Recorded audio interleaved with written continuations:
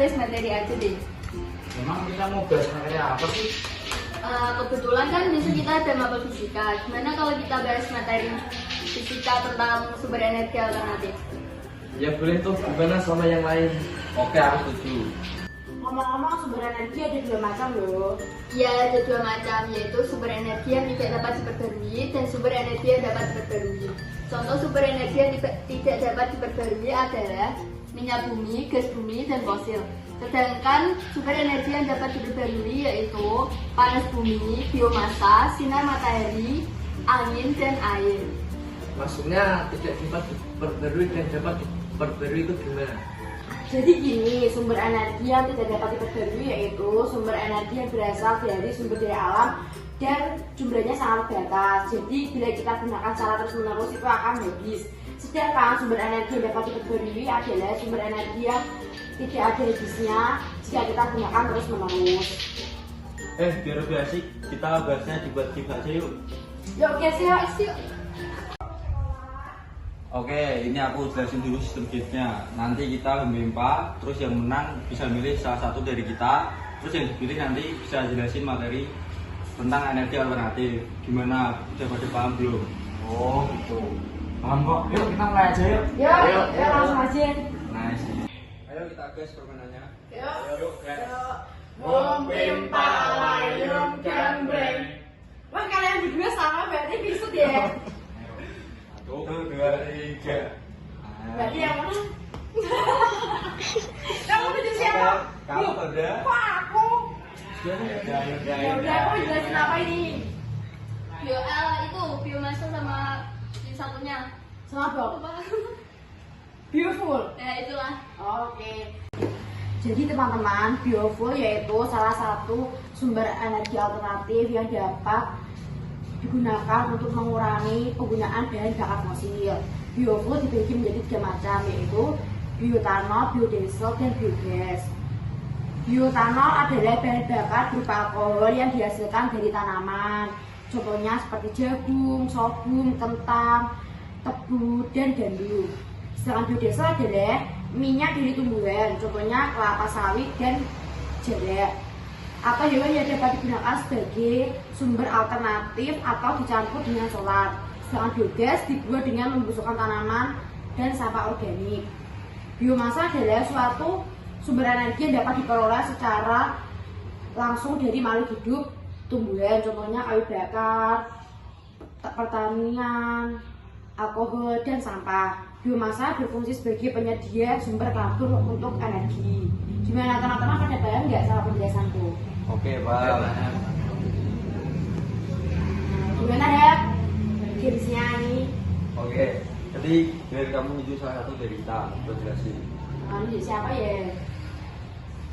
Lagi mas? Dari jadi puji aja. Aku kena. Aduh. Ya udah deh, kali ini aku mau jelasin itu aja ya, panas bumi. Oh iya, nggak apa-apa. Energi panas bumi adalah energi yang diperoleh dari panas yang keluar dari perut bumi. Panas dari perut bumi ini dapat keluar dari celah-celah kerak bumi yang berupa uap panas. Itu gimana sih kok uap panasnya bisa terbentuk?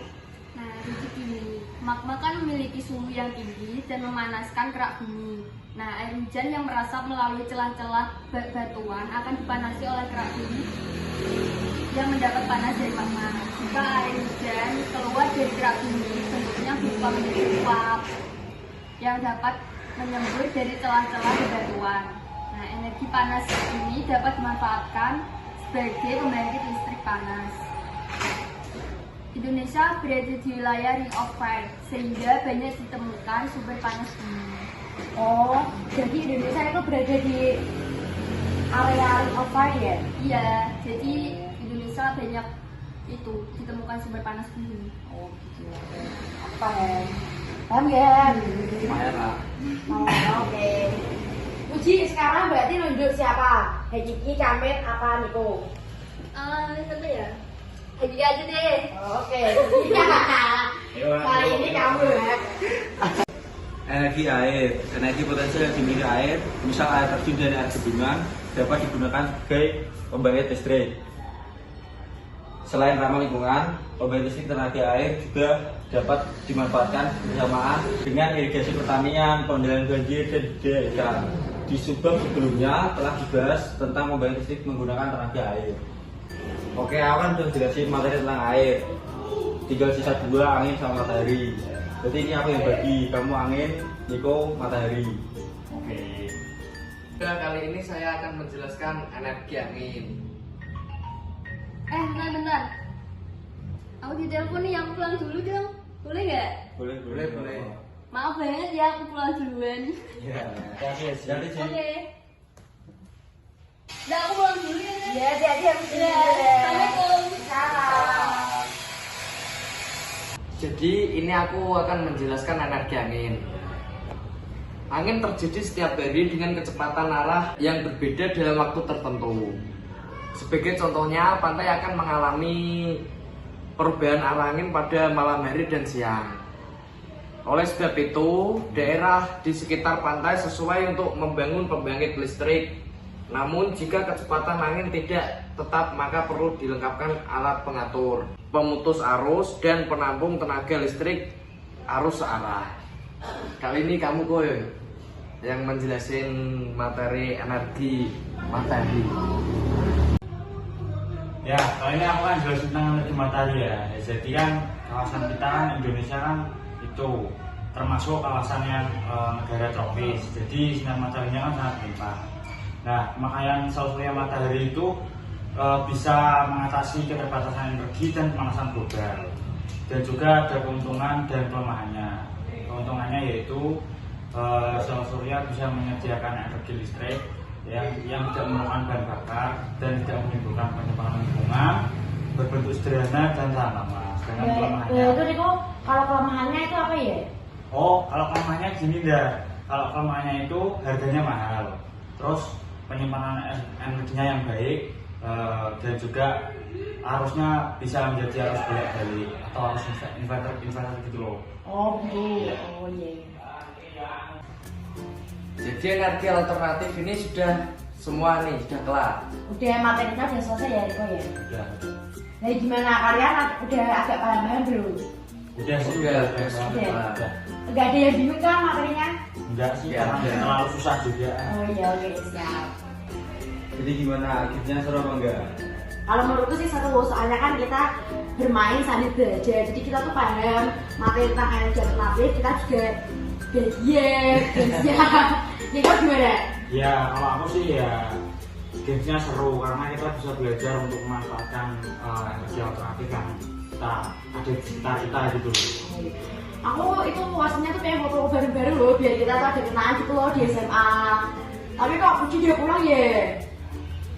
Apa kita langsung ke kasih gimana? Maksudnya Makan dulu. Nah ini kan kamu udah makan toh, udah bayar di semua kan jadi pulang. Curang banget. Niko ini sama. Pulang aja lagi udah sore nih, udah Ya. nanti mau lari juga. Oh kamu mau lari? Kocak sih ya? Iya. Udah langsung pulang aja yuk. Oh ya udah kalau gitu pulang aja. yaudah yuk kita pulang yuk. Loh ini kalian mau pulang langsung, bener? Bener. Oh ya Udah udah. sore soalnya.